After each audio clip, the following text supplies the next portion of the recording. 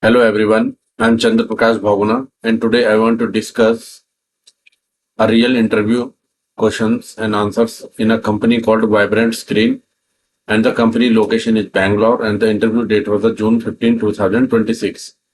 So the first question they asked me, you have user table and it has some columns, ID, name, mobile, email. So we have to write a query to return the duplicate email. So select email, comma count, asterisk as count from users, group by email, having count asterisk greater than 1. So it will return duplicate emails. The second question they asked me, they gave me one array 112233456123, and we have to remove duplicate from this array. So dollar result equal to array underscore unique dollar a. So the function is array underscore unique and then print r dollar result. So it will return only it will remove the duplicate in the array. The third question they asked me, types of array. So in PHP, arrays are used to store multiple values in a single variable. So the types of array in PHP, first is the indexed array, that is numerically indexed. So elements are stored with numeric keys. So the method one is $fruit equal to array, and then inside that apple, banana, orange by using the inverted comma and single comma. Method two, which is more preferred, is $fruits equal to square bracket apple, banana, orange. So accessing the element echo $fruit 1. So it will, the output would be banana. Second is the associative array. Elements are stored with the named keys. So $person equal to name John, age 25, city New York. So accessing the element echo $person name, the output would be John. Third is the multidimensional array. Array inside array. So people, so $people equal to you have three array: John 25 New York, Jenny 30 Los Angeles, and Mark 22 Chicago. So now accessing the elements echo $people and 1 1. So the output would be output 30. So useful array functions in PHP: count, which returns the number of element in the array. Second is the array underscore push, $array $value adds element to the end of an array, and array merge $array 1 array 2. So merge two or more elements. The fourth question they asked me, class and objects in object oriented programming language. So a class is a blueprint or template used to create objects. It defines the properties, that is the variable, and behaviors, that is the method that object will have. So properties means variables and the behaviors means methods. What is object? So an object is an instance of a class. It occupies memory and accesses the properties and methods defined in the class. So example, class employee, public $name, public $salary, public function display, echo name $this name, salary $this salary. Now $imp1 equal to new employee. So this is the object creation. Imp1 name Chandra and imp1 salary 50,000. So imp1 is greater imp1 display. So real life example is you have a class and car. So the properties is color, model, price. So these are the properties. Methods are starts, stop, acceleration. Object Honda City white, Hyundai Verna black, and Maruti Swift red. So all these cars are object related from the car class. So the interview one-liner is, a class is a blueprint that defines the attribute and the methods of an entity, while an object is a real instance of that class. For example, employee is a class and Chandra with specific details is an object of the employee class. The fifth question they asked me, constructor and destructor. So $construct, the constructor method called when an object is created. Destruct called when an object is destroyed. So constructor versus destructor in PHP. So the purpose, constructor initialize an object with when it created. Destructor clean up resources before the object is destroyed. Method name double underscore construct and method name double underscore destruct. When it runs, constructor automatically called when an object is created. Destructor automatically called when the object is destroyed. Usage, constructor set default values, open database correction, etc. Destructor close files, free memory, close database correction, etc. Constructor can accept arguments. Destructor cannot accept the arguments. Constructor, yes, using default value, it can be overloaded. In the case of destructor, only one destructor called per class. Syntax, function double underscore construct argument 1 comma argument 2. Function double underscore destruct, and then you have the you don't have any argument. For example, you have a class my class function double underscore construct echo constructor called function double underscore destruct echo destructor called. So $obj equal to new class constructor runs here. Destructor will run automatically at the end of the script. So the summary is constructor starts when object is created, destructor ends when object is destroyed. So both are part of object oriented programming language. The sixth question they asked me, access modifier. So access modifiers control the visibility of a class, properties and methods who can read or change them. So access modifier control the visibility of properties and method. So generally there are three access modifier: public, protected and private. So public, accessible from anywhere. Protected, accessible within the class and its child classes. Private, accessible only within the same class. For example, you have class employee, public $name Chandra, protected $salary equal to 50,000 and private $pin equal to 1234. So public function show data, echo $this name, $this salary and $this pin. Now you have to create one object $temp equal to imp equal to new employee, echo $imp name. So name is public, so it will work. Second, echo $temp salary. Salary is protected and it is only accessible in the class and the child class, but we are calling it from the outside. So the output would be, we will get the error. Same thing will happen in the echo $temp pin. Pin is the private modifier. So again, it will return the error. So the interview answer is access modifier defines the visibility of a class, properties and method. Public members can be accessed from anywhere. Protected member can be accessed within the class and its child classes, and private members can only be accessed within the class itself. They help implement data hiding and encapsulation. Question number 7, they asked me where and having in MySQL. So both filter rows but at different stage of query execution. So the core difference is filter. So in the case of the where clause, raw rows having grouped aggregate results runs group before group by, having after group by. Can use aggregate function in the case of where? No. Having? Yes, some count. Can use column alias where? No. Having? Yes, in most of the cases. So the simple rule is where clauses rows for rows and having for the groups, and where is filtering before grouping and having is filtering after grouping. So where filter rows before grouping. So select department, count asterisk as total from employees, where status is equal to active. So filter rows first. Group by department. So only active employees are counted. Inactive ones never enter the group.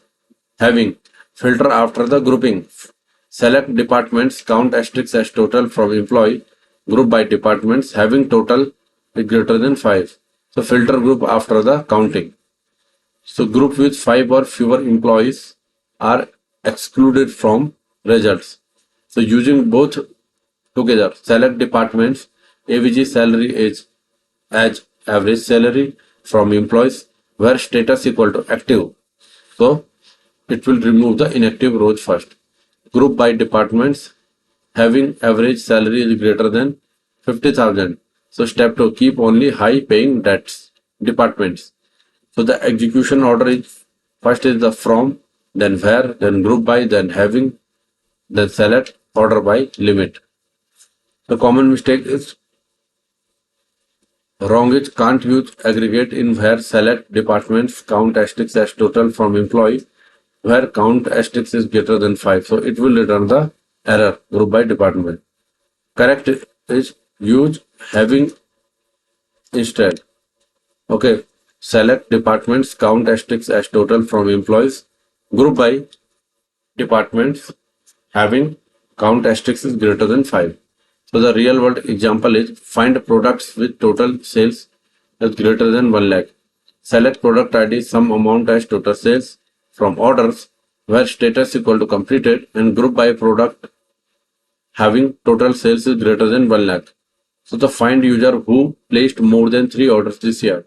So select user ID count asterisks as count order count from orders where years created at equal to 2026. Group by user ID having order count is greater than 3. So the quick rule to remember is where filters rows having filters group. If your condition involves count sum AVG max min, so here we can use the having group by groups rows that have same values having used with the group by to filter the grouped data. So where filter rows, where is filter rows and having is filter group data. Question number 8, they asked loading and overriding. Okay, so definition overloading, same method name, different parameters. Overriding, child class provide its own implementation of a parent method. Inheritance require overloading no, overriding yes. Method signature, overloading different, overriding same.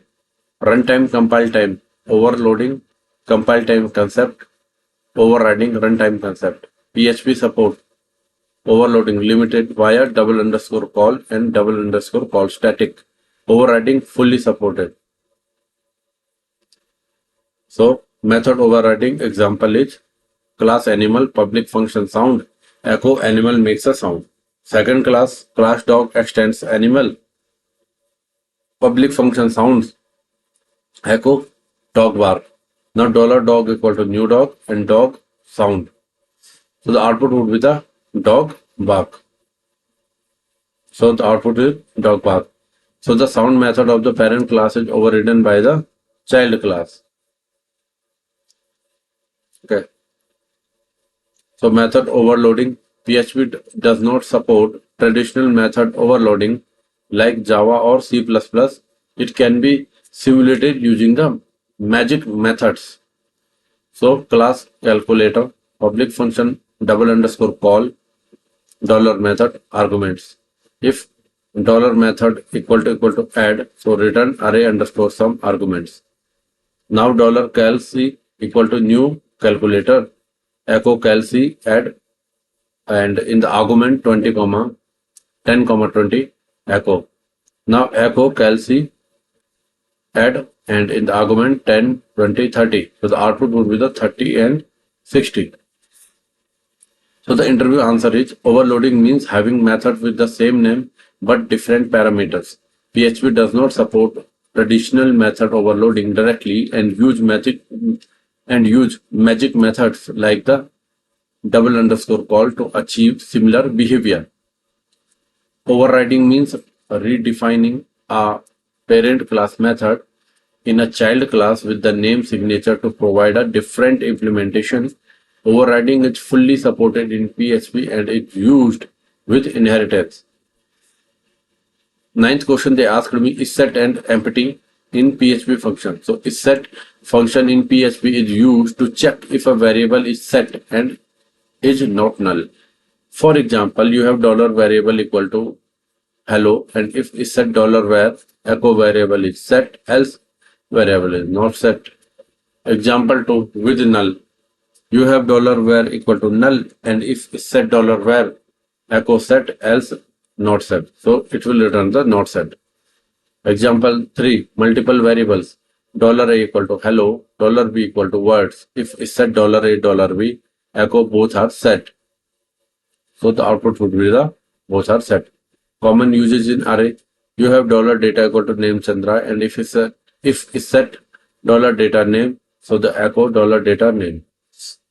So the empty function in PHP checks whether a variable is empty. It returns true if the variable contains 0, false, null, empty, array, or is not set. The basic usage is $name equal to null if empty $name variable is empty, else variable is not empty. Example 2 with 0, $age equal to 0 if empty age, echo age is empty. So output is the age is empty. Example 3 with false, $status equal to false if empty $status, so echo status is empty. Example 4 undefined variable PHP if empty $test, echo variable is empty or not set. Example 5 array element check, $data equal to name Chandra if not empty $data name, echo $data name. So the region is set, variable exists and is not null, empty, value is 0 is considered empty by PHP. So the next question, that is the question number 10, they asked me what is API. So an application programming interface or API defines the class methods, functions and variable that your application will need to call in order to carry out its desired task. In the case of PHP application that need to communicate with the databases, the necessary APIs are usually exposed via the PHP extensions. Okay, so we have curl send data to the API. Okay, and we have some methods here in like the get, post, patch, put and delete. So these are some general methods. Okay, so if you are providing data, so use API. If you need to request or send data, use curl in PHP. If you are using JavaScript, use fetch or access instead of the curl. The 11th question they asked me the cache. So performance and reduce server load. The simple concept of the cache is when a user visits a page without cache, PHP runs all code, require DB and generate HTML every time. With cache, PHP checks if a saved version exists and show it directly, skipping all processing. So why use cache? Speed up page loading, reduce CPU DB usage, save hosting server cost, and better user experience. The type of caching in PHP. Opcode cache. So what is it? Store compiled PHP code. Example APCU opcache default in PHP 7+. File cache. HTML or JSON files. So store rendered page data. Memory cache. Key value in RAM, Redis memcache. Database cache. DB query results and cache heavy SQL query. Object cache. PHP objects or arrays. In memory caching in app. So popular PHP cache tools. Opcache built from PHP 7. APCU shared memory cache. Redis memcache, that is RAM based, fast, great for large scale apps. Laravel caches use Redis, FileDB, etc. Symfony cache component. So best practices Cache data that does not change often, that is the menus blog posts. Use cache expiration to keep data fresh. Invalidate update cache when original data changes. Monitor cache size and memory usage. So page caches in CI4, that is the coordinator for public function index, and then $this cache 600. So it is for the 10 minutes. So return view home. Okay.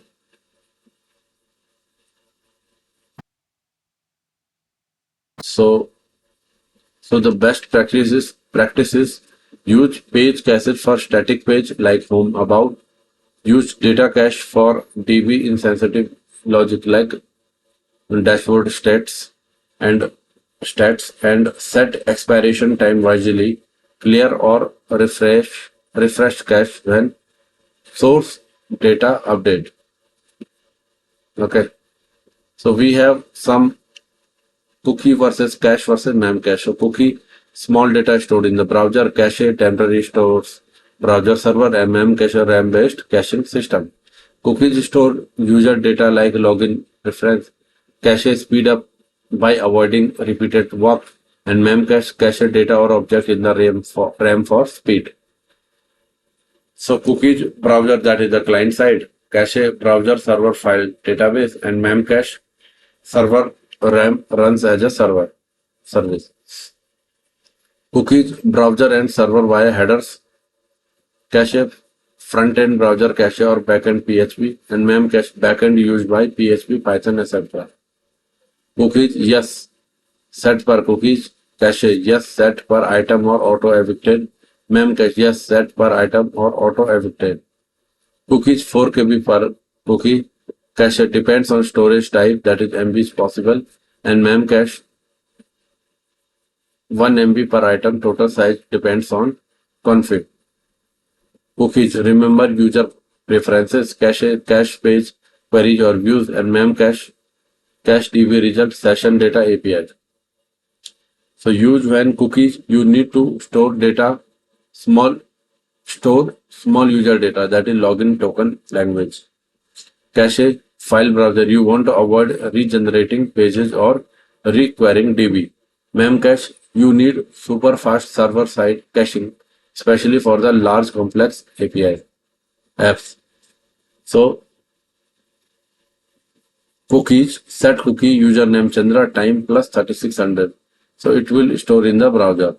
Cache in coordinator for cache equal to config service cache, and cache save key data 600, so stores in the file or edit, etc. Memcache in coordinator enable memcache in the app config cache.php and public $handler equal to memcache. So use it $cache equal to config service cache, and $cache save user data $user 300 store in the RAM. So in short, cookie is a browser side small data, cache temporary store data anywhere, and memcache ultra fast server RAM cache for backend data. So these were the question asked in the company called Vibrant Screen, and the company location at Bangalore, and the interview date was the June 15, 2026. So I will share more interview question with you. Till then,